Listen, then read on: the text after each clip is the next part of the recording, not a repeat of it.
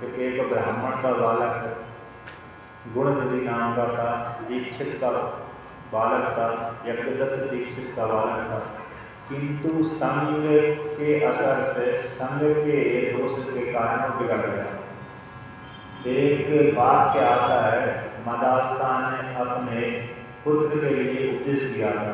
जब वह मदालसा जंगल में जा रही थी और अपने पति कुबल्यास के साथ वानप्रस्थ आश्रम को स्वीकार करके जंगल में गई, तो जंगल में जाने से पहले अपने पुत्र को राजधर्म का उपदेश करके और नीति शास्त्र का उपदेश करके और धार्मिक शास्त्र का उपदेश करके, सारे उपदेश करके जंगल में गए। तो वहाँ पर जाते जाते उसने एक श्लोक लिख करके उसको दिया, और एक श्लोक लिखा, 2 श्लोक लिखे, श्लोक लिख करके ताबीज में भर दिया, और ताबीज में भर करके उससे बोला, अपने पुत्र से बोला, उसका नाम था अलग, वो मदालसा नाम की स्त्री थी, उसका पुत्र था अलग। उसके 3 पुत्र और थे जो बड़े थे। वो जन्म होते ही उसने ऐसी लोरी सुनाते सुनाते सुनाते 5 वर्ष की अवस्था में तो ब्रह्म ज्ञानी बना दिया।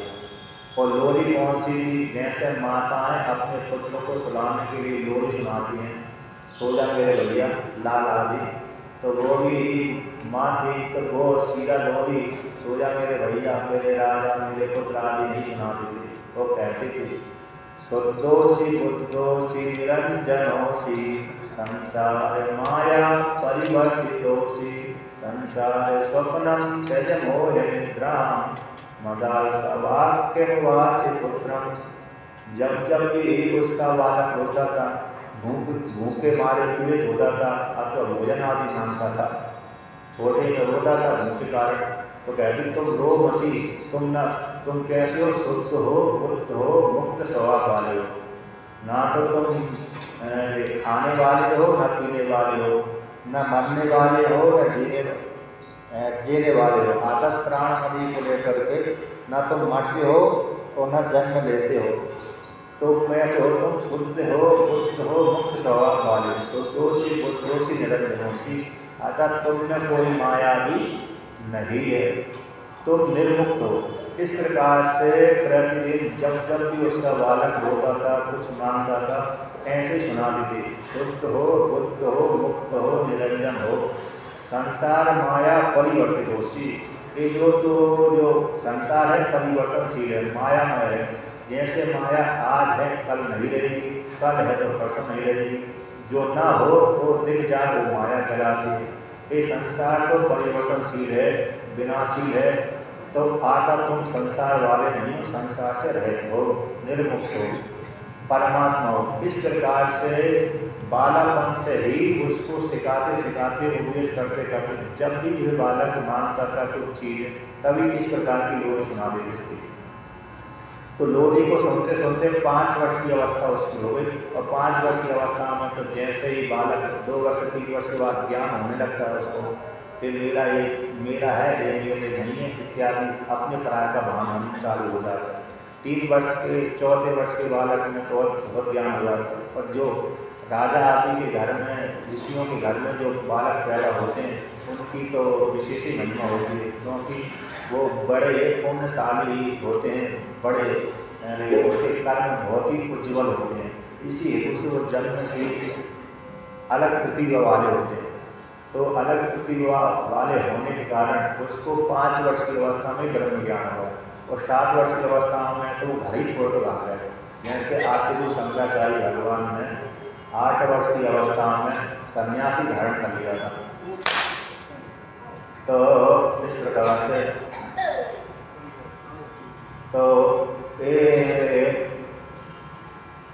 तो उसी प्रकार से 8 वर्ष की अवस्था में आदित्य शंकराचार्य भगवान ने संन्यास धारण कर लिया। उसी प्रकार से यहाँ पर कहते हैं उन्होंने आता थे 8 वर्ष की अवस्था में वो भी संन्यास जंगल में चले गए। उसके 3 पुत्र, 4था पुत्र को जब भागकर गए, मतलब 4था पुत्र जो था, तो 4था पुत्र के विषय में मदालसा अपने पुत्र को उपदेश करके गई। आता तो उपदेश क्या था तो संगः सर्वात्मना हेया स चेत् त्यक्तुं न शक्यते स सदृश कर्तव्यम सताम संगो ही भेषजम। अर्थात तो उसने कहा, चौथे पुत्र से कहा, मैं एक ताबीज लिख कर दे रही हूँ, इस ताबीज को तुम तभी खोलना जब तुम्हारे ऊपर बहुत घनघोर विपत्ति आ जाए। जब तक विपत्ति ना आए तब तक इसको खोल कर नहीं देखना। यदि तुमने बिना विपत्ति के खोल कर देख लिया तो उसका कोई भी अर्थ नहीं लगा पाओगे, ग्रहण नहीं कर पाओगे। तो इस प्रकार से तो उसने ऐसा कहा, तो उसके कुछ काल के पश्चात 10 वर्ष 20 वर्ष 100 वर्ष 1000 वर्ष के बाद उसके ऊपर भयंकर विपत्ति आ गई। जब विपत्ति आ गई तो उसने अपनी माता को दिया हुआ उपदेश को याद आया कि मेरी माता ने जाते समय एक ताबीज दिया था। उसने कहा था जब वो घनघोर विपत्ति आया, चारों तरफ से कोई समाधान न मिले, तब तुम इस ताबीज को खोल करके देखना। क्योंकि उसके ऊपर दूसरे राजाओं ने आक्रमण कर दिया, उसके राज्य को छीन लिया। और छीना किसने? उसके बड़े भाइयों ने कहा हमारे छोटे भाई है, इस छोटे भाई के ऊपर आक्रमण कर दो। एक दूसरे राजा से बोल दिया था। उस राजा ने कहा कि तुम्हारा भाई तो धर्मात्मा है, जो 3 सन्यासी बन गए थे। नहीं, हमको अपने भाई को ब्रह्म ज्ञान दिलवाना है, इसी हेतु से तुम आक्रमण कर दो। अतः इस उद्देश्य से फिर दूसरे राजा ने सन्यासियों की आज्ञा मान करके उसके छोटे भाई, जो सन्यासी की छोटी भाई थी, उसके ऊपर आक्रमण करवा दिया। जैसे आक्रमण किया उसी समय वो जीत गए, दूसरा राजा हार गया। ये उस काल में उसने देखा कि मेरा राज भी नष्ट हो गया, सारा फल सब समाप्त हो गया, अब मैं कहाँ जाऊँ कहाँ न जाऊँ। उस काल में उसको ये ज्ञान आया तो मेरी माता ने जाते समय एक ताबीज दिया था, तो उसमें लिखा था कि जब घोर विपत्ति आए तभी इसको खोल कर देखना। उसमें यही लिखा था, संगः सर्वात्मना हेया स चेत् त्यक्तुं न शक्यते स सद्विष कर्तव्यम सताम संगो ही भेषजम। संग तो सभी प्रकार से त्याग करने के योग्य। यदि कोई स्त्री अथवा पुरुष संग किए बिना नहीं रह सकती तो नहीं रह सकता। जैसे बालक बालिका विद्यालय में पढ़ने के लिए जाते हैं, परदेश में जाते हैं, स्वदेश को छोड़ करके दूसरे देश में जाते हैं, यानी एक जिले को छोड़ करके दूसरे जिले में जाते हैं।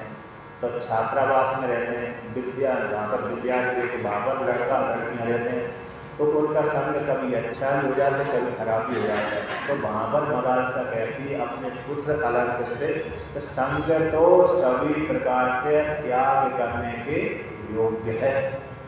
यदि जो लड़का लड़की स्त्री पुरुष संग किए बिना नहीं रह सकते, तो उसने कह दी समाधान बताया कि हम संग किए बिना नहीं रह सकते, क्योंकि श्रुति कहती है अकेले एकाकी न रमते, अकेला व्यक्ति रमण नहीं कर पाता, तो उसके लिए संग तो चाहिए।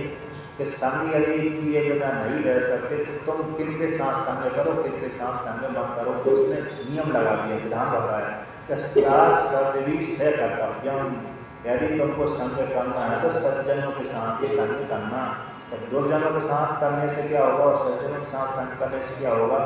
तो दुर्जनों के साथ संग करने से तुम बिगड़ जाओगे और सज्जनों के साथ संग करने से तुम सुधर जाओगे। जैसे वैद्य रोगी व्यक्ति को औषधि दे करके उसके रोग को निवृत्त कर देती है, उसी प्रकार से सज्जन व्यक्ति तुम्हारे लिए हित का उपदेश करेंगे। तो हित का उपदेश जैसे ही तुम्हारे काम में पड़ेगा तो तुम दुर्गुणों को छोड़ दोगे और अपने कल्याण मार्ग में प्रवृत्त हो जाओगे, जिससे तुम्हारी सदगति हो जाएगी। इसी प्रकार से विद्वान लोग, सज्जन लोग तुम्हारे लिए औषधि के समान कार्य करने वाले होंगे, आगे तुम्हारे जीवन को उज्ज्वल बनाने वाले होंगे। तो इस प्रकार से संग करना चाहिए। अशुद्ध व्यक्ति के साथ, दुष्ट व्यक्तियों के साथ, जुआरियों के साथ, गलेड़ियों के साथ, शराबियों के साथ, तंबाकू खाने वाले के साथ संग नहीं करना चाहिए। तंबाकू खाने वाले को संग करने से ही वो बिगाड़ देगा। शराबी वाले व्यक्ति के साथ संग करोगे तो शुरू में कहेगा एक घूंट तो लगा लो, कुछ होने वाला नहीं, 2 घूंट 2 बार लगवा दिया, तीसरी बार लगवा, 4-5 दिन उसने फ्री में घूंट पिलवा दिया तो आदत पड़ जाती है, रस आ जाता है। तो व्यक्ति फिर अपने घर का ही धन देता है, बाजार में जाता है, मद्यपान करता है, फिर उसकी समाज में बेइज्जती होने लगती है। कभी कभी ऐसी अवस्था आ जाती नाली में गिर जाता है। लोग देखते हैं जब ज़्यादा शराब पी जाता है व्यक्ति तो फिर इंद्रियाँ काम नहीं करती। जब काम करना बंद कर दी इंद्रियों ने तो नाली है तो रोड है तो क्या है कुछ है समझ में नहीं आता, गिरी जाता बेहोश होकर के। तो ये संग का असर हो गया। तो यहाँ पर भी कहते हैं कि इस बालक ने भी संग इसका गलत हो गया था, जुआरियों के साथ संग हो गया। अब जुआरी के साथ संग हो जाने इसने अपने घर की सारी संपत्ति नष्ट कर दी। तो बहुत से व्यक्ति जैसे कोई महात्मा देखते हैं, व्यक्ति पुरुष आदि देखते हैं कि बाबा आ गया, लाल कपड़े वाला आ गया, संग जटा वाला आ गया, तो उस बाबा को देख करके बोलते हैं महाराज बूटी है कि नहीं है। तो बूटी का मतलब वो गांजा मांगते रहते हैं, चरस आदि मांगते रहते हैं और सोचते हैं कि बाबा लोग पीते हैं तो उनसे हमको मिल जाएंगे, तो उनसे पूछते रहते हैं। अथवा कोई बाबा जाता है तो उससे बोलते हैं महाराज कुछ आशीर्वाद दे जाओ, आकर सट्टे का नंबर दे दो, आशीर्वाद के रूप में मानते हो। सट्टा लगाते रहते लोग, ये सट्टा सटोरिया, तो सटोरिया कहते हैं महाराज आशीर्वाद दे जाओ, आकर नंबर बता जाओ, ऐसे पूछते रहते हैं बाबा को देख करके। तो एक गलत लोगों के साथ, ऐसे लोगों के साथ संग नहीं करना चाहिए, शराबियों के साथ संग नहीं करना चाहिए, गलेड़ियों के साथ और चोरी करने वालों के, मदरापान करने वाले के, और जो जहाँ पर ज़्यादा झगड़ा होते हैं ऐसे लोगों के साथ संग नहीं करना चाहिए, जिससे हमारा जीवन खराब होगा।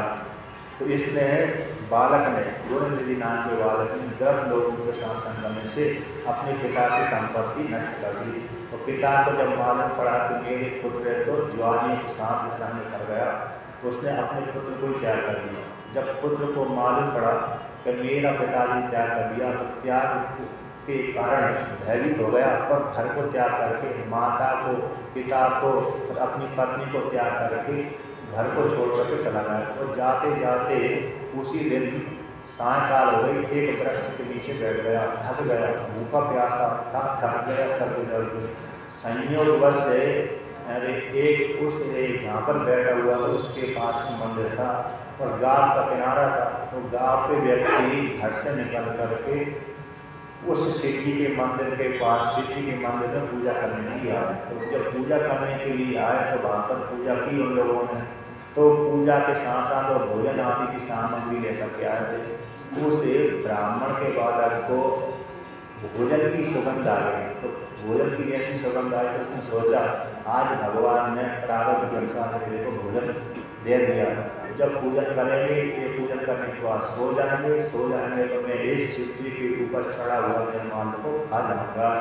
ऐसा सोच करके भैरवी मंदिर के पास आ गए और मंदिर की सीढ़ियों पे बैठ गया, उस किनारे पे बैठ गया, सीढ़ियों पे जाकर बैठ गया और उनकी पूजा देखने लगा। जो ब्राह्मण आदि है पूजा करते थे, ब्राह्मण हैं, स्त्रियाँ हैं, पुरुष थे, वो सारी जो पूजा करते थे उसकी शिव जी की पूजा देखने लगा। उस शिव जी की पूजा करते हुए देखने का बड़ा महत्व है।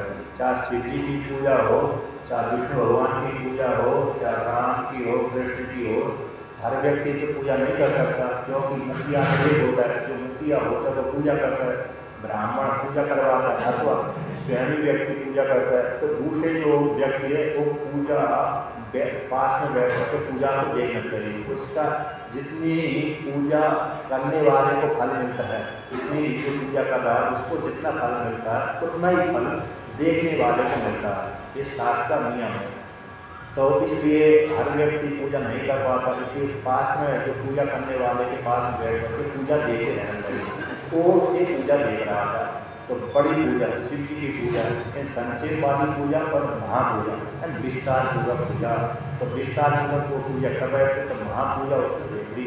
इसके पश्चात वह पूजा करने के बाद उन्होंने शिव जी के प्रांगण का उसमें नाच गाना आदि किया, संगीत सुनाया, भगवान शिव जी को प्रसन्न किया और भगवान की कृपा से वो अर्धरात्रि हुए सो गए। अब इसको तो भूखा था, चिंता हो रही थी कब ये सोन कब मैं भोजन करूँ। तो इसके पश्चात जैसे ही सो गए तो उसने देखा कि जैसे अभी वर्तमान काल में तो बिजली है तो लोग आकर बिजली चमारे लगा देते हैं तो मंदिर में प्रकाश होता रहेगा। अब जब बिजली जिस काल में उत्पन्न नहीं थी उस काल में दो विकल्प थे, एक दीपक के द्वारा शिव जी के मंदिर में प्रकाश होता था और दूसरा है मणि के द्वारा। बहुत से व्यक्ति जो राजाओं के मंदिर होते थे उन मंदिरों में मणि रखते थे, तो मणि के प्रकाश से वो मंदिर जगमगाता रहता था। तो वहाँ पर लेकिन पहरेदार भी होते थे, क्योंकि मणि चोरी करके कोई रह जाएगा। तो ये दीपक का प्रकाश जल रहा था, साय आग रात हो गए, दीपक जलते जलते मंद पड़ गया, गुल बन जाता है। कभी कभी दीपक का तेल नहीं चढ़ रहा, इसकी मंद पड़ जाता है। तो इसने देखा सारे व्यक्ति सो गए, अब मैं पुनः उस भोजन को उठाऊँ खाओ और जिससे अपनी ये क्षुधा नहीं हो। ऐसा देखकर के मंदिर के अंदर गया, शिव जी के यहाँ पर निर्माण था वहाँ पर गया, वो यहाँ पर लगा हुआ था। तो उसने प्रकाश देखा, तो प्रकाश बहुत टिम हो रहा था।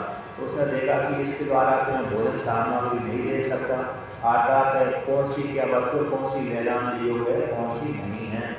तो उसने अपने उत्तरीय वस्त्र को उतार करके कुछ फाड़ा और फाड़ करके दीपक को तेज कर दिया। तो जब जैसे दीपक का तेज करा तो जो शिव जी के लिंग के ऊपर दीपक का प्रकाश नहीं पड़ रहा था, तो उस प्रकाश इसके वस्त्र के माध्यम से दीपक का प्रकाश शिव जी के लिंग के ऊपर पड़ गया।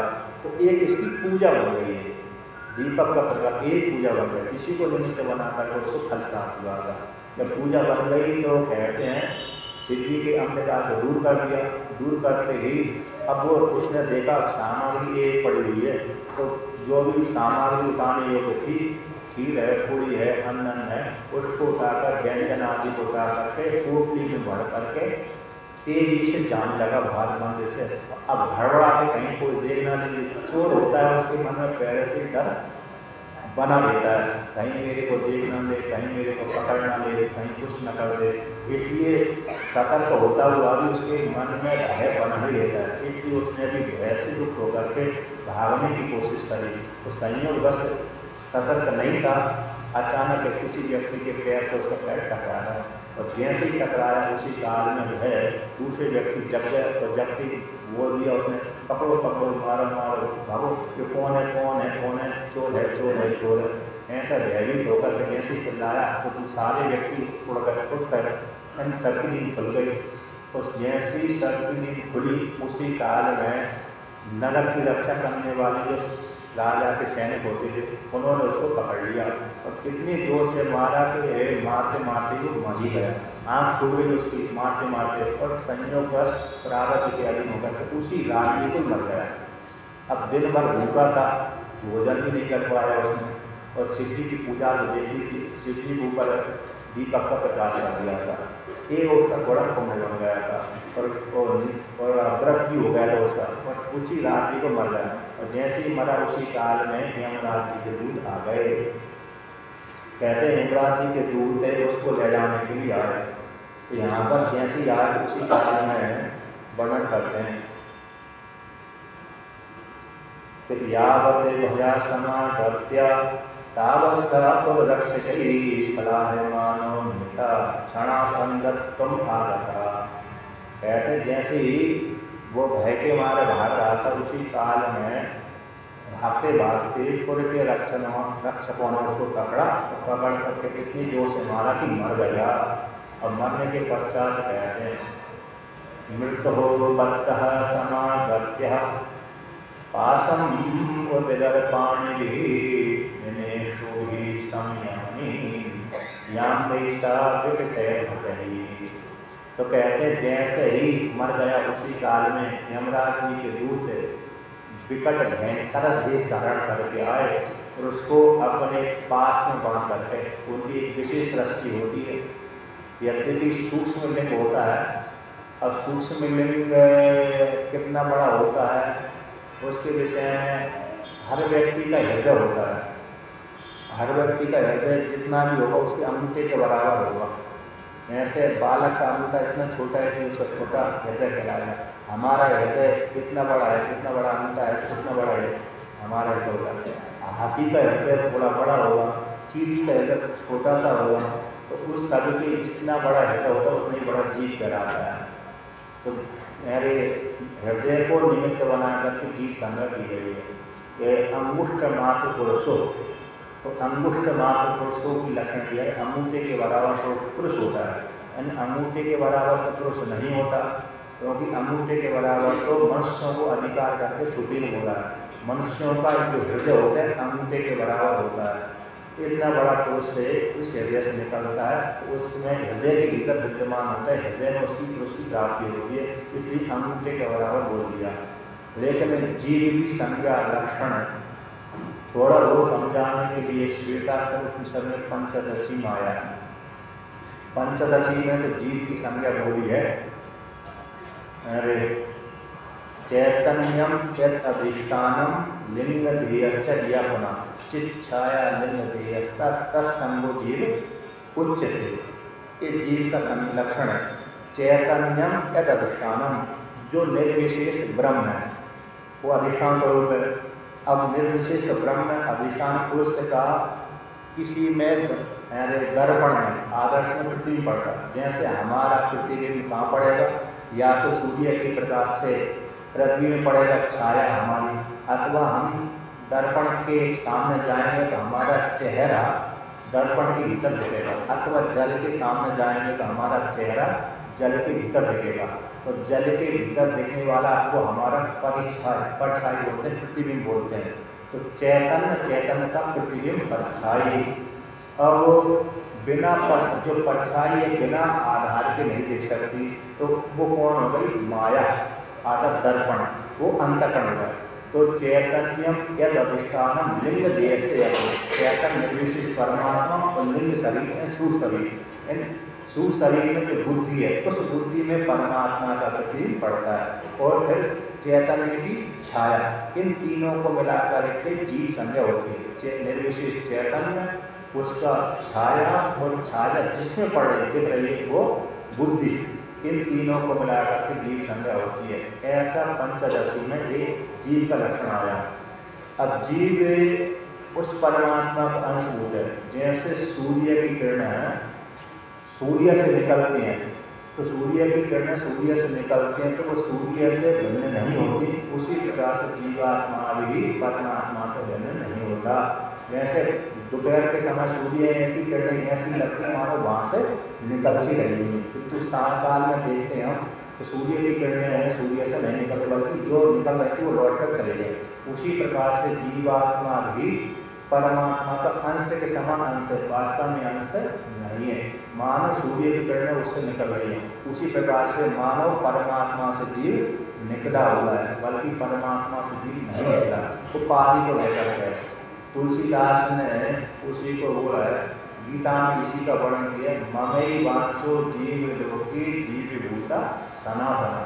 गीता का वाक्य परमात्मा रूप कृष्ण भगवान कहते हैं कि एक जो ममई वांसो जीव लोके, वर्तमान संसार में जीव लोक में जो जीव है मेरा अंश है। अंश वहाँ पर अंश से मतलब जैसे एक टुकड़ा होता है बड़ा आम का, आम वृक्ष है, उस आम का वृक्ष से एक आम का फल अलग होता है, ऐसा जीव का अंश परमात्मा का अंश जीव नहीं है, ऐसा नहीं है, बल्कि वो परमात्मा ही उपाधि को लेकर जीव रूप में गया हुआ है। तो जीव के अंश के समान अंश है। अंश के समान अंश मतलब जैसे मानो सूर्य की किरणें मानो सूर्य से निकल सी रही है, निकली नहीं है, उसी प्रकार से परमात्मा का अंश जीव है, उपाधि को लेकर कर। तुलसीदास भगवान ने बोला है चेतन सहज अमर सुख राशि, है ना, एक स्मृति है उसमें मतलब चेतन सहज अमर सुख राशि। तो हाँ, ईश्वर अंश जीव अविनाशी चेतन सहज अमर सुख राशि। ईश्वर अंश, तो वहाँ पर ईश्वर का अंश जैसे वृक्ष का फल होता है ऐसा अंश का अर्थ नहीं है। वहाँ पर जैसे वृक्ष का फल अलग हो जाता है ऐसे परमात्मा का अंश जीव ऐसा नहीं है, उससे परमात्मा से अलग नहीं होता, बल्कि अंश के समान अंश है।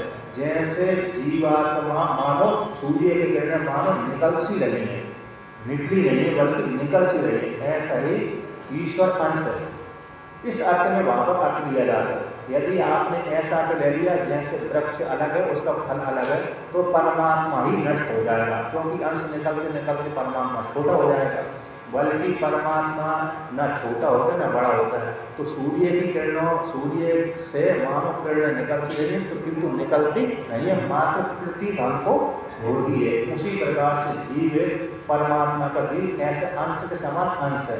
जैसे दूसरा उदाहरण है, जल के भीतर आपने अपना प्रतिबिंब देखा अथवा दर्पण के भीतर आपने अपना मुख देखा। मुख देखते हैं कि मेरा मुख कैसा सुंदर है, कि काला है, कि पीला है, गोरा है, खराब नहीं है, श्रृंगार करते हैं, तब उस काल में दर्पण के भीतर अपना मुख देखते हैं। तो वो मुख के जो दर्पण के भीतर हमारा मुख दिख रहा है, कि वो अरे हमसे भिन्न है कि नहीं है? आदत हमसे वो भिन्न नहीं है।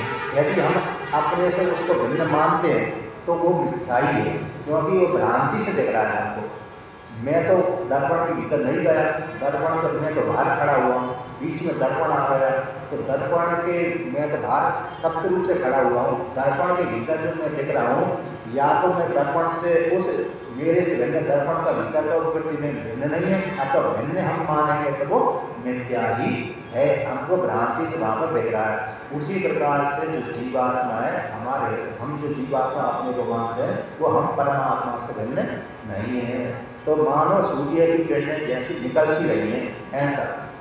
अब उस जीवात्मा को समझाने के लिए अंगूठा उपाधि बोल दिया, अन्न बोल दिया। श्वेतास्त्र में श्रुति आती है जीव को बोध कराने के लिए, बालार्ध सतभागस्य सतदा कल्पितस्य च पुनः जीवो भागा सविज्ञ सच अनंताय कल्पते।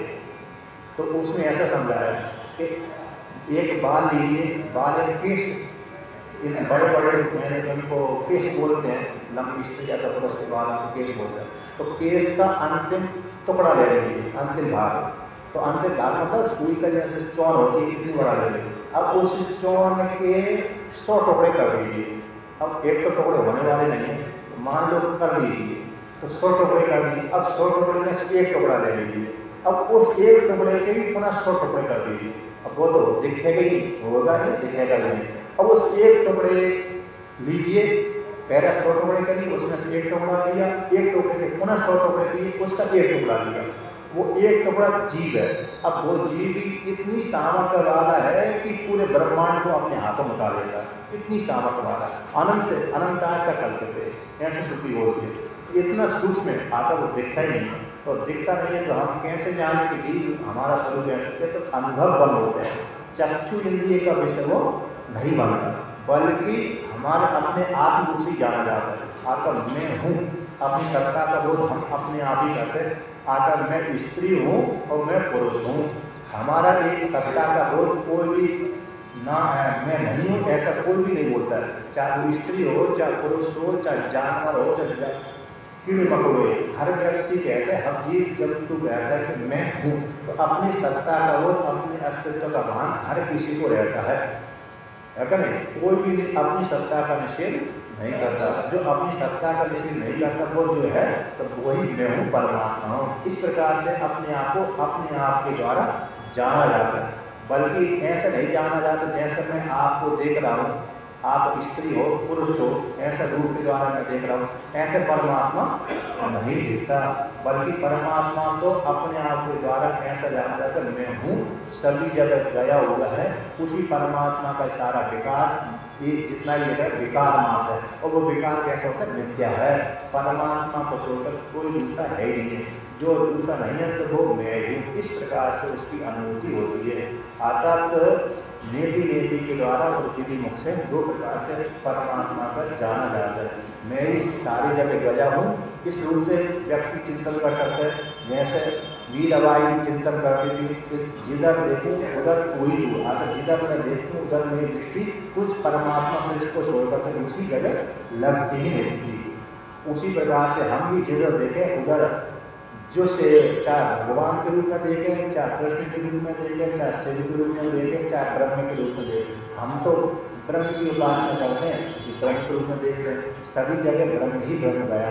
अब जो भक्त है, राम का भक्त है, कृष्ण का भक्त है, शिव का भक्त है, देवी का भक्त है, जिस किसी का भक्त है उसके लिए उसी प्रकार से देखें। मैं जिधर देखा वहाँ सामने राम राम, कृष्ण कृष्ण, शिव शिव, विष्णु विष्णु, इस प्रकार से देखने से वो व्यापक हो जाता है, उसकी दृष्टि में परिवर्तन हो जाता है। उसके सारे झगड़े, चिंताएं, अन्य अन्य जो भी शरीर को पाली है, रोग आ गए, अपने आप ही निवृत्त हो जाते हैं। आदि जो झंझट है ऐसा चिंतन करते करते आप झंझट तो अपने आप ही निकल जाती है, तो झगड़ा तो अपने आप समाप्त हो जाता है। तो इस प्रकार से तो जीव का ये लक्षण, ऐसा जो जीव है वो जीव को हर व्यक्ति मतलब परमात्मा को जीव ऐसा अंश के समान अंश बल्कि अंश नहीं, समझाने के लिए अकेले बोल है तो बीज ममई बांसो जीव लोग, मेरा अंश है जो जीव लोग में जीव है वो अंश के समान अंश है, ऐसा आदि शंकराचार्य भगवान ने गीता में भाष्य में लिखा है। बल्कि अंश बिल्कुल भी नहीं है, अंशी है, अंश नहीं बल्कि अंशी है। कहने के लिए अपनी समझाया, व्यक्ति जान जाए इस हेतु से बोलते हैं बात। बल्कि जैसे सूर्य की किरणें सूर्य से भिन्न नहीं होती, उसी प्रकार से परमात्मा भी जीवात्मा से जीवात्मा भी परमात्मा से भिन्न नहीं है। किंतु उस परमात्मा ने एक श्रुति आती है एको हम बहुश्यामा, तो वो परमात्मा जीव रूप से कैसे गया है कि पहले उस परमात्मा ने एक शरीर का ढांचा बनाया, जो देख रहे हो ढांचा है शरीर का, तो ढांचा में जैसे प्रवेश किया उसी समय प्रवेश करते ही उसकी जीव संज्ञा हो गई। अनेन जीवेन आत्मना अनुप्रविश्य नाम रूपे व्याकरवाणी, ये श्रुति आ गई है। छांदोपनिषद में 33 उपनिषद की श्रुति है, तो 33 उपनिषद में वर्णन किया, छांदोपनिषद में वर्णन किया। अनेन जीवेन आत्मना अनुप्रविश्य नाम रूपे व्याकरवाणी है, परमात्मा ही विष्णु रूप परमात्मा, तस्य रूप परमात्मा, अतः ब्रह्म रूप परमात्मा सबल ब्रह्म, इसे ढांचे को निर्माण करके इसमें प्रवेश करा, स्वयं प्रवेश किया, और जैसे ही प्रवेश किया उसी काल में इसकी जीव संज्ञा हो गई। यदि प्रवेश नहीं करता तो इसकी जीव संज्ञा भी नहीं है। जैसे दूसरा उदाहरण है महाकाश, जिसे आकाश के नीचे बैठे हैं उसको बोलते हैं मठाकाश। अब इस छत के बाहर आप जाएंगे तो उसको बोलेंगे महाकाश। अब जैसे और छोटा सा आकाश घट है, अब इसको आप उपाधि नहीं बनाएंगे तो इसको महाकाश ही बोलेंगे। जब इसको छत डाल दिया तो छत डालते ही इसको मठाकाश बोल देते हैं। घट के भीतर का आकाश मठाकाश बोल देते हैं, जिसके भीतर आप बैठे उसको मठाकाश बोल देते हैं। अब उसी प्रकार जैसे उपाधि नहीं होती, छत नहीं होता तो इसको मठ नहीं बोलते, छताकाश नहीं बोलते, घराकाश नहीं बोलते। अब उसी प्रकार से परमात्मा इस स्थूल शरीर को स्थूल शरीर का निर्माण नहीं करता, उसको जीव संज्ञा भी नहीं होती। इसमें प्रवेश करना ही जीव संज्ञा है। अब जब प्रवेश कर दिया तो जीव संज्ञा हो गई, तो फिर अब अपने आप को कभी राग द्वेष से युक्त कर लेता है तो अपने को परिच्छिन्न मानता है। अब जिसने अपने को राग द्वेष से युक्त नहीं माना, अपने को स्त्री पुरुष नहीं माना, तो वो परमात्मा ही कहलाता है। इस प्रकार से चिंतन करना चाहिए। यदि जिसने राग द्वेष कर लिया तो स्त्री पुरुष बन गया, संज्ञा उसकी हो गई, परिच्छिन्न होगा। अब जो भी स्त्री पुरुष अपने को राग द्वेष करना बंद कर दे, अर्थात अपने स्त्री पुरुष मानना बंद कर दे, जिस दिन से जिस समय से स्त्री ने स्त्री मानना बंद कर दिया, पुरुष ने पुरुष मानना बंद कर दिया और अपने आप को निर्विशेष मानना जिस दिन से चालू कर दिया, उसी दिन से वो मुक्त हो जाता है, उसी दिन से वो वेदांत का पूरा अधिकारी होता है। तो इस प्रकार से यहाँ पर संग को लेकर के इसी ईश्वर भी परमात्मा भी संग को लेकर के इस स्थूल रूप संग को लेकर के जीव संज्ञा उसकी हो। यदि परमात्मा भी इस स्थूल के साथ संग नहीं करता, स्थूल शरीर के साथ संग नहीं करता, तो उसकी जीव संज्ञा नहीं है, ना तो स्त्री है ना पुरुष संज्ञा है। श्वेताश्तर उपनिषद में आता है एक जगह, तुम स्त्री तुम कुमार, तुम नपुंसक तुम दंडन वंचसी, तुम राजकुमार हो तो कुमारी, तुम ही स्त्री हो और तुम ही पुरुष हो, तुम ही राजकुमार हो तुम ही राजकुमारी, तो तुम ही जब 80 वर्ष के हो जाते हो तो डंडा लेकर के दंड लेकर के बाहर चलते हो। नहीं तो बिना दंड के 80 वर्ष का 90 वर्ष का वृद्ध नहीं चल पाता, यदि चलता है तो खड़ा जाकर गिर जाए, इसी दंड लेकर के तुम ही चलते हो। तो इसी तुम ही आधा ब्रह्म ही स्त्री है, ब्रह्म ही पुरुष है, ब्रह्म ही राजकुमार है, ब्रह्म ही राजकुमारी है, कुमार कुमारी वही ब्रह्म है और ब्रह्म ही सब कुछ है। इस प्रकार से श्वेताश्तर उपनिषद में आया तो संग का ये असर हो गया। तो यहाँ पर भी संग के माध्यम से उसको ये दोष की बात हो। जैसे ही जो यमदूत आया, यमदूत उस जीव कला को खींच करके ले जा रहे थे, उसी काल में शिव जी के गण भी आ गए। मुंचितहीनं द्विजं याम्यः गणः परमधार्मिकं दण्डयोग्यो न विप्रोषौ दत्तः सर्वागसंचयः। तो शिव जी के गण कहते हैं मुंचितहीनं द्विजं, आकर इस ब्राह्मण के बालक को छोड़ दो। उसी ब्राह्मण वाला संज्ञा थी, इस ब्राह्मण को छोड़ दो, हे यमराज जी के दूतों, यमराज जी के गणों, इस धार्मिक ये ब्राह्मण बालक को, ब्राह्मण को छोड़ दो, ये दंड के योग्य नहीं है, आतक तुम्हारे लोक का अधिकारी नहीं है, ये विप्र है, ये इसके सारे पाप है नष्ट हो गए। शिव जी की पूजा देखने से, शिव जी के ऊपर दीपक जलाने से सारे पाप नष्ट हो गए, पापों से रहित निर्मुक्त है, इसलिए तुम्हारे लोक का अधिकारी ये नहीं है। इस प्रकार से शिव जी के गणों ने यमराज जी के दूतों से कहा। जब इस प्रकार से कहा तो उसकी वाणी को सुनकर के यमराज जी के दूत, शिव जी के गणों की वाणी को सुनकर के यमराज जी के दूत कहते हैं, कुलहचारं प्रतीयेष पितृर्वाक्य परान्मुखा सत्य शौच परिवृष्टा संध्या स्नान विवर्जिता। क्या भाई आप शिव जी के गणों से कहने लगे, यमराज जी के दूत, हे शिव जी के गणों, हे आप हमको कैसे रोक रहे हैं, क्योंकि इस ब्राह्मण के बालक ने सारे वेद के विरुद्ध आचरण किए थे, कुल का जो आचार था उसको त्याग दिया इसने, और माता पिता के रोकने पर भी इसने गलत कार्य ही किए।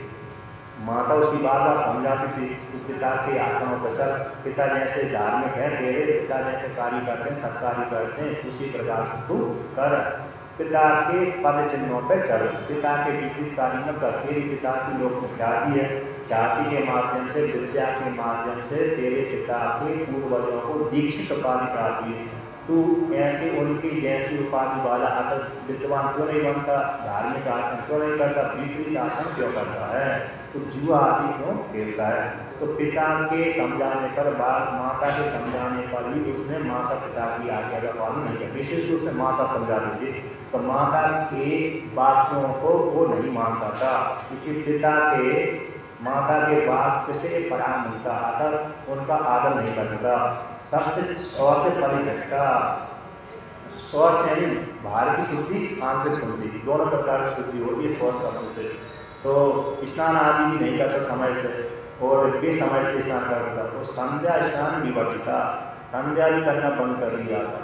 3 प्रकार की संध्या, सन्यासियों के लिए 4 संध्या होती है, ब्रह्मचारियों के लिए 3 संध्या होती है, भारत जीवन वालों के लिए 3 संध्या होती है। उसमें से 2 संध्या तो अनिवार्य है, एक सूर्योदय से पहले वाली संध्या, एक सूर्य अस्त होने से पहले वाली संध्या। ये 2 संध्या तो अनिवार्य है जिन्होंने उपनयन संस्कार करवाया है उनके लिए, और जिन्होंने उपनयन संस्कार नहीं करवाया उनके लिए सुबह भजन करना राम कृष्ण विष्णु शिव का, और सायकाल शिव जी का, राम कृष्ण विष्णु शिव का सायकाल भजन करना, उनके लिए ये संध्या हो गई।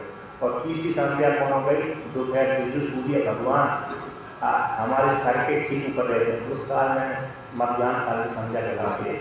और सायकाल और रात्रि की संध्या कब होती है, जब आधा दिन आधी रात्रि बीत जाती है, उस काल की संध्या को अर्धरात्रि वाली संध्या होती है। 4 प्रकार की संध्या होती हैं, तो 24 घंटे में 6 घंटे को अंतर को लेकर के 4 संध्या होती हैं। तो 4 संध्या सन्यासी के लिए, 3 संध्या ब्रह्मचारी गृहस्थ के लिए, विशेष रूप से 2 संध्या तो अनिवार्य। तो नेक्स्ट आदि ब्रह्मचारी है, बहुत से ब्राह्मण भी है, क्षत्रिय है, वैश्य, जिनको बड़ी निष्ठा है धर्म के प्रति, वो 3 संध्या करते रहते हैं, और जिनको समय नहीं है वो 2 संध्या करते हैं। अब जिनको और भी समय नहीं है तो प्रमाण हो एक, और भी प्रमाण तो करते नहीं है।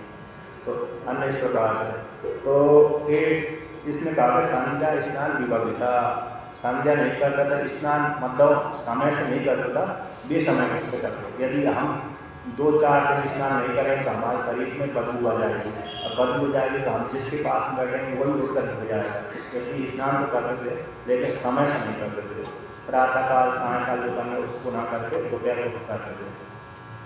तो इस प्रकार से इसने गलत आचरण किया, इसलिए ये हमारे लोक का अधिकारी कैसे निष्पाप हो सकता है। और दूसरा यहाँ पर कहते हो, शिव निर्माण भोक्तारा, शिव निर्माण लंगिका, शिव निर्माण निराकारा, स्वस्थेषाम है पुण्य करते। कहते हैं जो शिव जी के निर्माण का लंघन करने वाला है, जैसे भगवान शिव जी के ऊपर फल फूल भोजन आदि चढ़ा हुआ है, तो उसको व्यक्ति ने उलांग दिया, तो शिव जी के ऊपर चढ़ा हुआ निर्माल उल्लंघन नहीं करना चाहिए। जैसे जो जल की धारा होती है, तो जल की धारा को कभी भी उल्लंघन नहीं करना चाहिए। यदि जल की धारा जमीन के भीतर से जा रही है तो उल्लंघन में कोई दोष नहीं है, किंतु उजागर बह रही है तो वहाँ पर शिव जी की जो उजागर बहने के कारण उसके ऊपर से उल्लंघन नहीं करना चाहिए। तो जैसे यहाँ पर भी थोड़ी देर में तो अंडरग्राउंड है, लेकिन बाहर जाकर तो उजागर कर दी इस मंदिर के पीछे, तो मंदिर के पीछे उजागर की है उसमें उसके ऊपर चलने से दोष लगता है।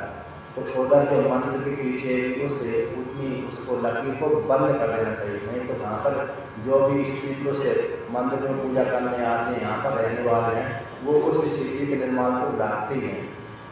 ये मंदिर के ठीक पीछे है, वो नाली खुली हुई है, और नाली खुली है तो इधर से तो मंदिर बंद है, उधर से घूम के आते तो नाली को उलांग करके आते हैं। जब उलांग के आएंगे तो दोष लगेगा, इसलिए वो नाली को पीछे वाले को बंद कर ही रहना चाहिए। तो शिव जी के निर्माण को उल्लंघन नहीं करना चाहिए। और कहते हैं शिवलिंग के ऊपर, लिंग के ऊपर जो फल चढ़ा है उसको नहीं खाना, लिंग के पास में रखा है, लिंग को स्पर्श नहीं करा है, सामने भोग लगा उसका निषेध नहीं है। लिंग के ऊपर यदि चढ़ा हुआ है उसको नहीं खाना चाहिए। यदि कोई खाता है तो सालेग्राम शिला को खिला देना चाहिए। तो सालेग्राम शिला को स्पर्श करा करके वो महाप्रसाद हो जाता है, तो दोष आदि की जरूरत नहीं है। और लेकिन जो ज्योतिर्लिंग का आता है, ज्योतिर्लिंग जो देवताओं द्वारा स्थापित लिंग होते हैं, ज्योतिर्लिंग होते हैं, उनके तो लिंग के ऊपर चढ़ा हुआ भी खा लेना चाहिए, उसमें वो तो पुण्य को देने वाला है। लेकिन साधारण जो शिवलिंग होता है, सामान्य स्त्री पुरुषों के द्वारा स्थापित है, उसमें थोड़ा विरोध आता है। तो कहते हैं अरे शिव, किंतु वो भी साधारण शिवलिंग का भी स्पर्श हुआ हुआ सालेग्राम शिला को स्पर्श करा देने से वो महाप्रसाद बन जाता है। तो कहते हैं और शिवलिंग शिव जी के निर्माल को चोरी करने वाला, शिव जी के निर्माल को चोरी करने वाले एक पापी कहलाते हैं। तो इस प्रकार से एक इसने शिव जी के निर्माल को चोरी किया था इत्यादि।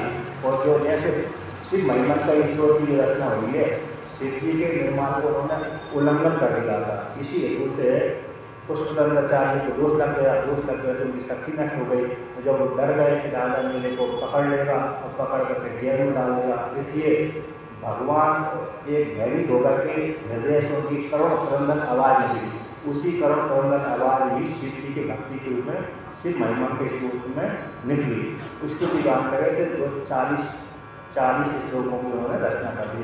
उसमें से 30 से 35 श्लोक 30 श्लोक तो ज्ञान परक है, स्तुति परक नहीं है। वो शिव महिमा स्त्रोत स्तुति नहीं है, बल्कि स्वरूप को प्रदान करने वाला, ब्रह्म ज्ञान को बोध कराने, ब्रह्म ज्ञान को देने वाला और ब्रह्म स्वरूप को बोध कराने वाला श्लोक है। स्तुति तो वो होती है जिसमें नमः शब्द आते हैं, लेकिन शिव महिमा स्त्रोत में नमः शब्द आते नहीं है। वहाँ तो सीधा निर्गुण निराकार परमात्मा का प्रतिपादन किया गया है। फिर वही निर्गुण निराकार परमात्मा सगुण में चला गया तो सगुण की लीलाओं को वर्णन किया, हे भगवान आपको नमस्कार है, हे भगवान आपको नमस्कार है, ऐसी स्तुति उसमें है नहीं। इसलिए वो ज्ञान परक श्लोक है, ज्ञान परक शिव महिमा स्त्रोत है, स्तुति परक नहीं है। इसलिए उसको पढ़ने से व्यक्ति को अर्थ के सहित पढ़ने से हर व्यक्ति को ज्ञान हो जाता है। अर्थ के सहित पढ़ेंगे तो ज्ञान होगा, नहीं तो सामान तो भक्ति को देने वाला है ही। तो इस प्रकार से यहाँ पर कहते हैं कि उल्लंघन आदि नहीं करना चाहिए। तो इसने चोरी की, इसलिए हमारे लोग का अधिकार है। आप ऐसा कैसे कह रहे हो? ऐसी जब शिव जी यमराज जी के गणों ने कहा तो यमराज जी के गण की वाणी को सुन करके शिव जी के गण कहते हैं किंकर शिव धर्म आये सूक्ष्म हस्ते तु भवादशई स्थूल लक्ष्य कथम लक्ष्य ये सूक्ष्म दृष्टि। तो शिव जी के दूत कहते हैं कि हे यमराज जी के दूतों, तुम हो मोटी बुद्धि वाले। कैसे हो? मोटी बुद्धि वाले। तो मोटी बुद्धि वाले, पतली बुद्धि वाले अलग प्रकार के होते हैं। जैसे मोटी बुद्धि वाले होते हैं वो अपना पराई सोच के मेरा है, ये दूसरे का है, इतना ही उनको ज्ञान होता है। लंबी सोच उनकी नहीं रहती, लंबी सोच नहीं रहती। तो वो कहते हैं अपने फायदे के लिए लगे रहते हैं, बस इतना ही अकेले उनका बुद्धि रहती है, किस प्रकार से हमको फायदा हो, किस प्रकार से दूसरे का नुकसान हो। ये मोटी बुद्धि वाले का होता है।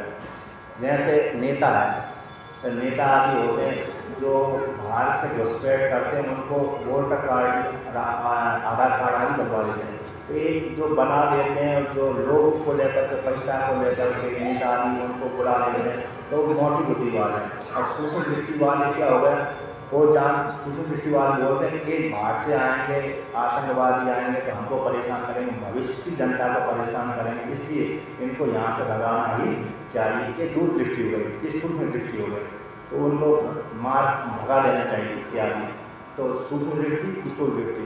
तो ये कहते हैं यमराज जी के दूतों से शिव जी दूत कहते हैं, तुम हो मोटी बुद्धि वाले, तुम थोड़े विषय नहीं जानते हो, हम हैं सूक्ष्म बुद्धि वाले। तो शिव जी ने जिस व्यक्ति ने दीपक दिखाया है, जिस व्यक्ति ने शिव जी की पूजा की है, जिस व्यक्ति ने शिव जी की पूजा करते करते व्रत रह गया, वो पापों से रहित हो जाते, इसलिए इसके सारे पाप निवृत्त हो गए। इसलिए ये तुम्हारे लोग का अधिकारी नहीं है, तुम हमारे सामने ज़्यादा बकवास मत करो। पतंति लिंग सरसी दीप छाया निवारिता स्वच्छेला चलत हो नैना दत्ता दीप दशांशी। कहते इसमें लिंग शिव के ऊपर जो छाया बंद हो गई थी, उस छाया को दीपक की छाया पड़ रही थी, उस दीपक की छाया को निवारण कर दिया। आकर कैसे, अपने वस्त्र को फाड़ा, ऐसा नहीं दूसरा मंदिर में पड़ा हुआ वस्त्र उसको नहीं उठाया, बल्कि अपने वस्त्र को फाड़ करके दीपक में लगा दिया। दीपक में लगाते ही उस अग्नि तेज प्रज्वलित हो गई। जब तेज प्रज्वलित हो गई, प्रज्वलित तेज जलने लगी, तो भगवान शिव जी का जो मंदिर में अंधेरा था, वो अंधेरा निवृत्त हो गया। इससे एक उसकी पूजा बन गई। तो इसने अपने चेहरे से, वस्त्र से जो अंधेरा था उसको दूर कर दिया। तो दीप दशा को रात्रि में दीपक की जो दिशा थी, दिशा को दूर कर दिया, इसलिए पुण्यात्मा है। वो शिव जी की इसने महान पूजा देखी है।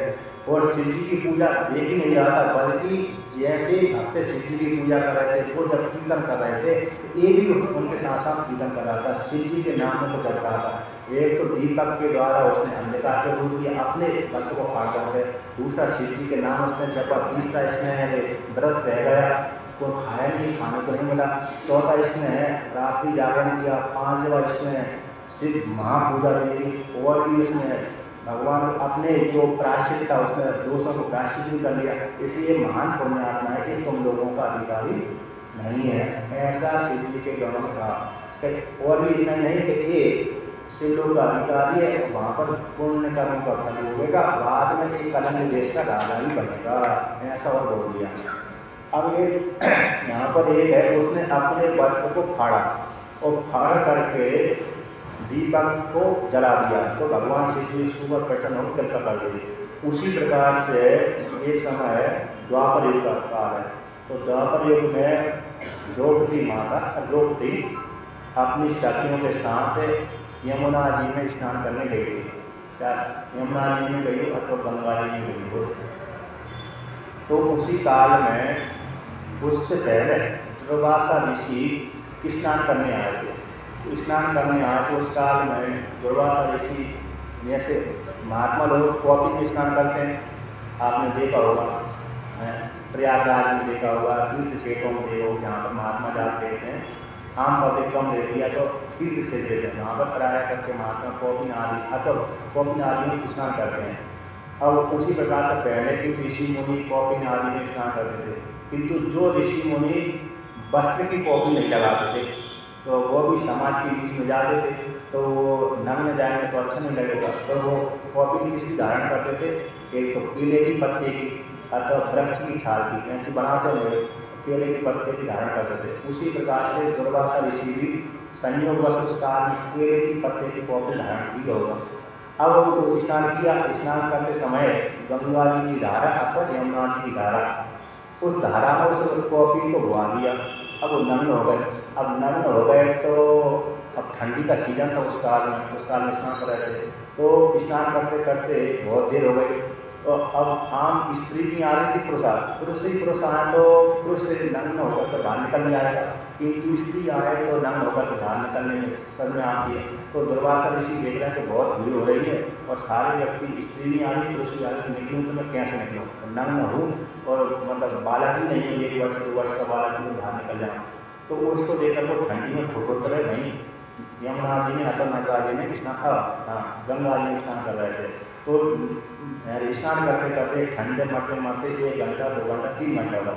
तो उसी काल में द्रौपदी स्नान करने के लिए आए थे। तो द्रौपदी की नज़र पड़ी, और नज़र पड़ने के पश्चात उसने देखा कि भाई देर से यमुना है, इसमें स्नान कर रहे हैं और उतर रहे हैं और निकल भी नहीं रहे, क्या बात है, समझे कि पूरी हो गई।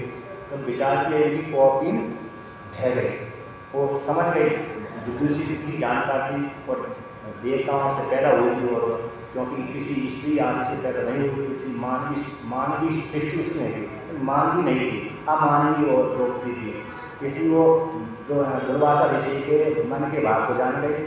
उनकी हकीकत जानने के पश्चात उसने क्या किया, स्नान करते समय अपनी साड़ी को फाड़ा, जो उसकी रेशमी साड़ी थी, कीमत वाली साड़ी थी, उसको फाड़ा और फाड़ करके जिस धारा में दुर्वासा ऋषि स्नान कर रहे थे उधर ऊपर की साइड वो कर रहे थे, नीचे साइड वो कर रहे, वो धारा में बुआ दिया। और जैसे दुर्वासा ऋषि के पास में देखा कि इसने साड़ी फाड़ करके मेरे को दी, अपना पल्लू फाड़ करके जो कीमती साड़ी थी उसको फाड़ करके मेरे दे दिया। उसको दुर्वासा ऋषि ने पकड़ा और पकड़ करके कॉपी बनाया, कॉपी बनाकर बाहर आ गए। उसी काल में दुर्वासा ऋषि ने वरदान दिया उसको, जिस प्रकार से तुमने अपने चीर को फाड़ करके मेरे को दिया, मेरी लाज बचाई है, उसी प्रकार से तुम्हारा चीर कभी भी घटेगा नहीं, ये आशीर्वाद दिया था दुर्वासा ऋषि ने।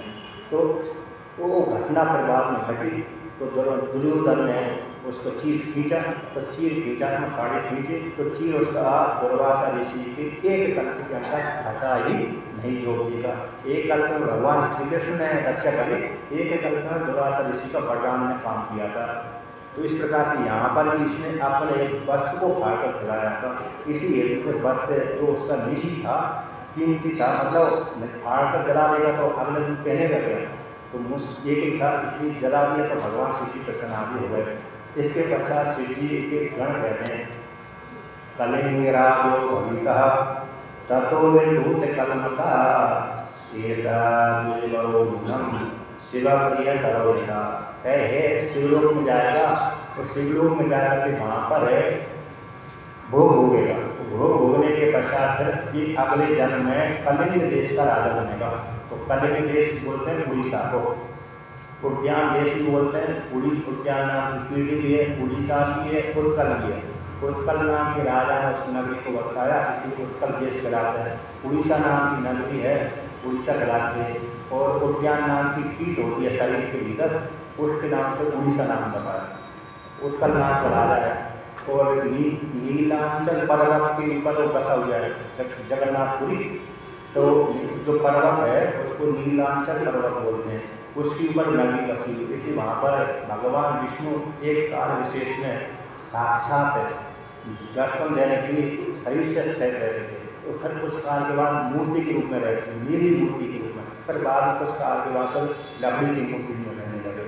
तो काल को लेकर के यहाँ पर, तो वहाँ पर है कि ये कलिंग देश का वो राजा बनेगा, ऐसा उन्होंने बोल दिया। तो उसको ले गए फिर, और यमराज के दूत तो अपने लोगों चले गए, और शिव जी के गण उसको ले जा करके शिव जी के सामने हो दिया, वहाँ पर भोग होगा। तो यमराज जी ने यमराज जी के दूतों से कहा कि ऐसे व्यक्तियों को तुम मेरे लोक में नहीं लाना, ये इस लोक के अधिकारी नहीं है। जिससे ने भस्म धारण की है वो यमराज के लोक का अधिकारी नहीं है। जिसने शिव जी का नाम जपा है वो इस लोक का अधिकारी नहीं है। जो जटा धारण करता है वो भी इस लोक का अधिकारी नहीं है। जिसने अपनी जीविका चलाने के लिए राम का रूप बना लिया, कृष्ण का रूप बना लिया, शिव का रूप बना लिया। जैसे आप तीर्थ क्षेत्र में जाते हैं तो छोटे छोटे बालक बालिका देखते हैं, वहाँ पर किसी ने पार्वती का रूप बना लिया, किसी ने शिव जी का रूप बना लिया। तो ऐसे रूप धारण करने वाले भी मेरे लोक के अधिकारी नहीं है। तो और जो रुद्राक्ष को धारण करते हैं, जिसने भस्मी धारण किया वो भी मेरे लोक के अधिकारी, जो रुद्राक्ष धारण करते हैं वो भी मेरे लोक के अधिकारी नहीं है। ऐसे लोगों के ऊपर दृष्टि कभी भी नहीं रखना। इस प्रकार से यमराज जी ने उनको कह दिया। इसके पश्चात है जो बालक था शिवलोक में गया, अगले जन्म में कलिंग देश का राजा बन गया। और जैसे ही राजा बना उस काल में राजा बना, राजकुमार हुआ, विद्या जन्मी, तो फिर उसके पिता ने उसको योग जान करके राजगद्दी दे दी। और राजगद्दी देने के पश्चात उसकी पूर्व की स्मृति नष्ट नहीं हुई।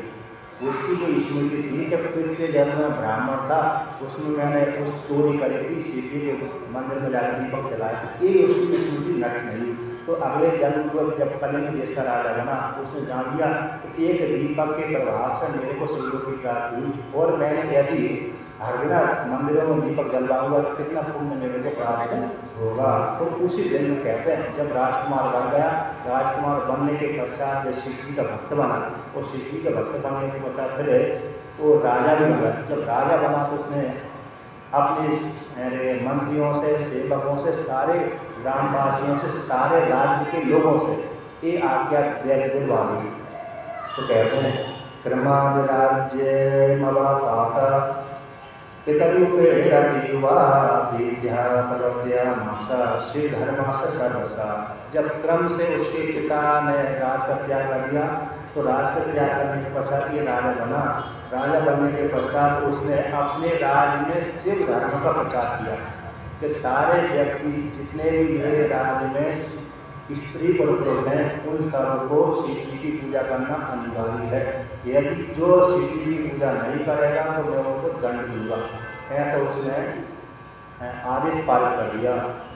इसके पश्चात और भी कह रहे हैं नान्यम धर्मम स जानाति दुर्गमो भूपतिर्गमा शिवालयेषु सर्वेषु दीपदानादिर्देवया। तो दुर्गम उसका नाम था, उसने अन्य धर्म को नहीं जानता था। उसने कहा कि जितने भी मेरे राज्य में शिव जी के मंदिर हैं, उन शिव जी के मंदिरों में कोई भी मंदिर ऐसा नहीं रहना चाहिए जो दीपक के बिना रहे। अगर बिना दीपक न जलता हो, बाकी ऐसी गैली की जाए, ऐसा कोई भी मंदिर नहीं होना चाहिए। सारे सैनिकों को, सारे मंत्री को आगे दे दिया, सारे ग्रामवासियों को, सारे जनपद के लोगों को आगे दे दिया। फिर एक और कठोर नियम लगा दिया उसने कि जो मेरी आज्ञा का उल्लंघन करेगा, जो भी मंत्री है, सैनिक है, स्त्री पुरुष आदि है, मेरी आज्ञा का उल्लंघन करेगा, मैं उसका सर अपनी तलवार से अलग कर दूँगा। अब जैसे ही ऐसा बोला, अब तलवार से जिसका सर अलग हो जाए वो करे तो क्या ना करे, अब सब कुछ करेगा वो। तो जिसकी अपने प्राणों के ऊपर आ जाती है वो फिर नहीं देखता आगे की है, वो तो फिर आप ही मानता है। तो उसकी आज्ञा को मान करके सारे मंत्रियों ने, सारे स्त्रियों ने, सारे पुरुषों ने जब तक उसका राज रहा तब तक शिव जी के मंदिर में दीपक जलता ही रहा। इसके पश्चात काल को प्राप्त हुआ। काल को प्राप्त हो जाने के पश्चात गए अगला जन्म में विश्वा के घर में कुबेर के रूप में पैदा हुए। अतः उनका विश्वा के पुत्र कुबेर उनके घर में पैदा हुए, ब्राह्मण के घर में पैदा हुए। और ब्राह्मण के घर में पैदा होने के पश्चात अब राजा के रूप में तो उसको बहुत ही पुण्य की प्राप्ति हो गई थी, शिव जी की पूजा करने से, शिव जी के मंदिर में दीपक जलवाने से। अब जितने भी स्त्री पुरुषों ने जो दीपक जलाए थे, जितने भी सैनिकों ने दीपक जलाए थे, उसका 10वां अंश राजा को प्राप्त होता है। और उसी प्रकार से राजा को पाप का फल भी भोगना पड़ता है। जो राजा दुष्ट व्यक्ति को दंड नहीं देता, तो उस न देने के कारण राजा को भी उतने पाप का फल उसको भोगना पड़ता है। उसी प्रकार से राजा को पुण्य का फल कैसे प्राप्त होता है, जिन प्रजाओं ने पुण्य किया उसका 10वां भाग राजा को प्राप्त होता है, क्योंकि राजा ने इस प्रकार से अच्छी व्यवस्था करवा दी। तो प्रजा के माध्यम से उसको पुण्य प्राप्त हुआ, स्वयं को पुण्य आत्मा भाई स्वयं भी शिव जी की भक्ति करता था। और प्रजा के माध्यम से बहुत पुण्य वाला होकर के पुलस्त ऋषि के वंश में पैदा हुआ। वहाँ पर पैदा होकर के वह शिव जी के नगरी काशी में गया, और काशी में जाकर के उसने शिव जी की आराधना करी। तो भगवान शिव जी उससे प्रसन्न हो गए, और प्रसन्न होकर के माता पार्वती से और शिव जी से भगवान माता। तो कहा पहले तो सबसे पहले उसने शिव जी से कहा कि मेरे को आप दर्शन देने की सामर्थ्य प्रदान करें। तो जैसे ही भगवान शिव जी ने उसको दर्शन देने की सामर्थ्य प्रदान करी, उसी समय शिव जी के सामने पार्वती खड़ी थी। तो पार्वती को उसने देखा, तो देखने के पश्चात पार्वती है बहुत सुंदर है माता पार्वती। उसको देखकर तो उसके मन में विचार करने लगा, इसने कौन सा तप किया जो शिव जी के पास में खड़ी हुई है। ऐसा विचार, थोड़ी दृष्टि उसने खराब दृष्टि से देखा। जैसे ही खराब दृष्टि से देखा, उसी समय माता पार्वती की दृष्टि तरफ कुदृष्टि से देखा, उसी समय उसका एक आंख खुल गई। एक आंख खुलते ही उसका नाम कुबेर पड़ गया। कुबेर मूर्ति यानी कुदृष्टि वाला व्यक्ति, क्योंकि उसने माता पार्वती के सौंदर्य की तरफ देख लिया। यदि माता पार्वती के पैरों की तरफ देखता तो कोई बात नहीं, किंतु उसने माता पार्वती के मुख की तरफ, रूप की तरफ देख लिया। तो और माता पार्वती जगत जननी है, और जगत जननी की तरफ ऐसी कुदृष्टि से कोई देगा तुरंत फल प्राप्त होगा। यदि भी उसने तपस्या अच्छी करी थी, लेकिन कुदृष्टि गलती हो गई, तो वहाँ पर कुदृष्टि देने से उसका एक आँख ही खुल गई। जब खुले तो बाद में श्री जी ने कहा कि तुम्हारी तरफ कुदृष्टि से नहीं देगा, बल्कि तुम्हारी तपस्या का अवलोकन कर रहा था। इसने कैसी तपस्या करी जो श्री जी की मेरे प्रभु के सामने खड़ी हुई है। बाद में कहा कि तुम्हारा पुत्र है। श्री जी ने कहा कि इसको तुम अपना पुत्र मानो, तुम्हारा पुत्र है। फिर भगवान श्री जी ने उसको कहा, तुमने इतना दीपदान किया, इतनी पूजा किया, तुम्हारी तपस्या से मैं प्रसन्न हो गया। आज से मैं तुम्हारा मित्र रहूँगा और मैं तुम्हारे राज्य के नज़दीक में रहूँगा। आज से तुम सारे मेरे निधियों के स्वामी कहलाओगे। मैं तुमको निधियों का स्वामी बनाता हूँ। आज से सभी व्यक्ति तुमसे धन मांगेंगे, तुम धन के अधिपति कहलाओगे। इसलिए तो आज से तुम धन के अधिपति, और तुम्हारा नाम जो तुमने थोड़े गलत दृष्टि से देख लिया, माता पार्वती ने कहा कि जो मेरे तरफ कुदृष्टि से देखे, इस हेतु से अब फूटी गई आँख, इसी हेतु से तुम्हारे नाम फूट जाने के कारण तुम्हारा नाम कुबेर पड़ जाएगा। लोग में तुम कुबेर के नाम से ख्याति की प्राप्त हो गए, तुम आज से मेरे पुत्र कहलाओगे। तो श्री जी ने उसको अपना मित्र माना, माता पार्वती ने उसको अपना पुत्र माना, और श्री जी ने कहा कि मैं तुम्हारे राज की रक्षा करता रहूँ, मैं तुम्हारे राज के नज़दीक में ही रहूँगा। आता बद्रीनाथ के ठीक पीछे, बद्रीनाथ जो मंदिर है उसको, जो भगवान विष्णु का मंदिर है, वो मंदिर के पीछे जो पर्वत है उसको नारायण पर्वत बोलते हैं। उस पर्वत के ठीक पीछे अलकापुरी है। उस अलकापुरी कब है, कुबेर राजा कहलाता है, यानी यक्षों का, बीजों का राजा, राजपद की राती भगवान शिव जी ने उसको वरदान रूप में दे दिया। इस प्रकार से कुबेर एक ब्राह्मण ने दीपक के माध्यम से, दीपक भगवान शिव जी के मंदिर में दीपक दिखाने से एक कुबेर पद की प्राप्ति उसको हो गई। तो दीपक का इतना बड़ा प्रभाव है, तो और जब अनजान पूर्वक दीपक का इतना बड़ा फल मिल गया उसको, तो जान बूझ करके हम उस प्रकार की साधना करेंगे तो कितना बड़ा फल मिलेगा आता। इसलिए शिव जी की छोटी से छोटी भक्ति भी महान फल को देने वाली है। तो महान भक्ति तो कितने बड़े फल को देने वाली है, कितना बड़ा फल, सबसे बड़ा फल तो मोक्ष फल को देने वाली है। इस प्रकार से शिव जी की हर व्यक्ति, हर स्त्री, हर पुरुषों को, बालक बालिकाओं को शिव जी की पूजा करते रहना चाहिए। और कल जो अगला दिन सोमवार है, वो तो सोमवती अमावस्या है। तो सोमवती अमावस्या तो शिव जी का सबसे बड़ा महान दिन है। जैसे शिवरात्रि है, उसी प्रकार से सोमवती अमावस्या होती है। इस दिन सोमवती अमावस्या के दिन तो महान व्यक्ति को शिव जी की पूजा करना चाहिए। विशेष रूप से बेलपत्र, आज के दिन ही हर स्त्री पुरुषों को बेलपत्र तोड़ लेना चाहिए, क्योंकि सोमवार को तोड़ नहीं सकते, सोमवती अमावस्या है, तो सोमवार को नहीं तोड़ना चाहिए, ऐसा आता है करना। तो आज के दिन ही बाजार से खरीद लेने चाहिए, अथवा तोड़ लेने चाहिए वृक्ष से, और तोड़ करके पीछे की डंडी तोड़ देनी चाहिए, आदि गठान के सर में चढ़ाना चाहिए। कल शिव जी की पूजा बेलपत्र के द्वारा, कमल के पुष्पों के द्वारा खूब करना चाहिए, खूब पुण्य प्राप्त होगा। इस प्रकार से आज की कथा पूर्ण हुई। ओम पूर्णमतः पूर्ण